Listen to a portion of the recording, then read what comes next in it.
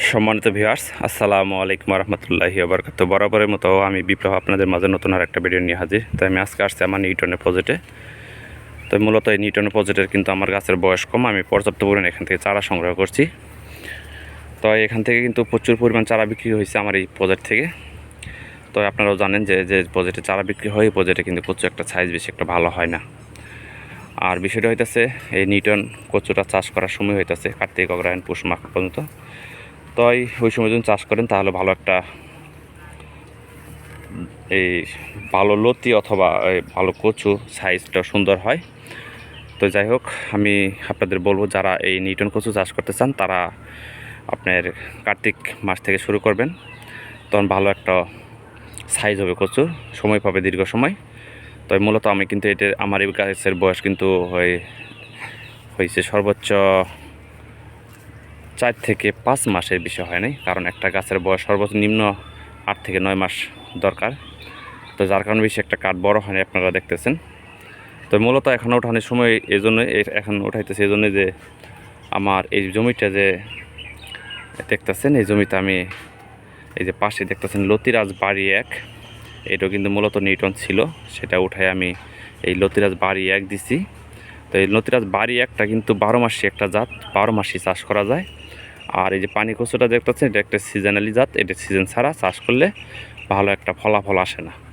তাই আমি বলবো আপনারা যদি চাষ করেন তাহলে সিজন সামনে চাষ করবেন, তাহলে একটা ভালো ফলাফল পাবেন। আপনি কচুর অনেকটা বড় হবে, একটা কচু আপনার প্রায় 20 থেকে 22 কেজি, সর্বনিম্ন নাও যদি হয় তা 15 কেজি হবে। তো যাই হোক, আপনাদের বলবো যে যারা চাষ করেন তারা অবশ্যই সিজন অনুযায়ী বুঝে শুনে চাষ করবেন। আর লতিরাজটা যদি করেন তাহলে হয়তো যে কোনো সময় আপনারা করতে পারবেন, কারণ লতিরাজটা 12 মাসে করা যায়। এই যে আমরা করতেছি, আপনারা দেখতেছেন এই যে এই জাতটা বাড়ি 1, সেটা হইতেছে যে কপালে কালো তিলা, এই জাতটা আপনাদের সবসময় বলে থাকি। আর এই জাতটা সবসময় করতে পারবেন। আর পাশাপাশি আপনাদের এখানে লুকোচুরি কিছু নেই, আমি দেখাইতেছি যে এই যে পানি কচুটা এটা আমরা উঠাইতেছি। আর পাশে কিন্তু এটা নতুন রোপণ করছি, এটা অলরেডি 2বার হারভেস্ট হয়ে গেছে লতি। তো যাই হোক, যারা চাষ করবেন তারা অবশ্যই জেনে বুঝে শুনে তারপরে চাষে আসবেন। আমি মূলত এখানে জমিটা ইমার্জেন্সিতে খালি করতেছি এই জন্যই যে আমি এখানে যে বর্ষাকালীন কলমি শাক, আপনারা জানেন যে ওই যে আমার সামনে প্রজেক্ট কলমি শাক দেখা যায়, আমি এটা কলমি শাক করব, কারণ সামনে একটা ভালো একটা সময় আছে। এই 2-3 মাস যদি আমি কলমি শাক বেচতে পারি এখান থেকে ভালো একটা অ্যামাউন্ট পাবো। সেজন্য আমি আপাতত এটা দ্রুতভাবে উঠাই আমি এইগুলো লটে বিক্রি করে দিতেছি অল্প টাকায়। তো বিক্রি করে আমি এখানে এই কলমি শাক দিয়ে দেবো।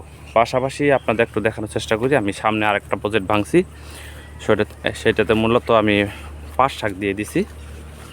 আমি গতকাল কেদা করে পাট শাক বলেছি, অনেকে ভাবেন যে কেদা করে হয়তো পাট শাক হবে না, আমি প্রতি বছরই কিন্তু কেদা করে পাট শাক করি।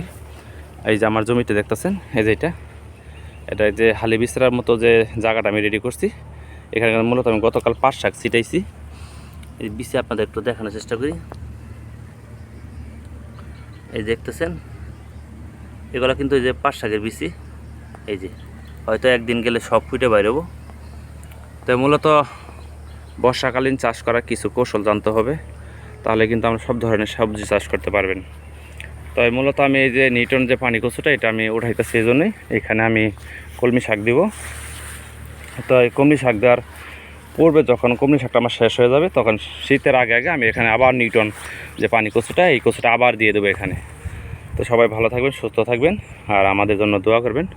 আসসালামু আলাইকুম রহমতুল্লাহি ওয়া বারাকাতুহু।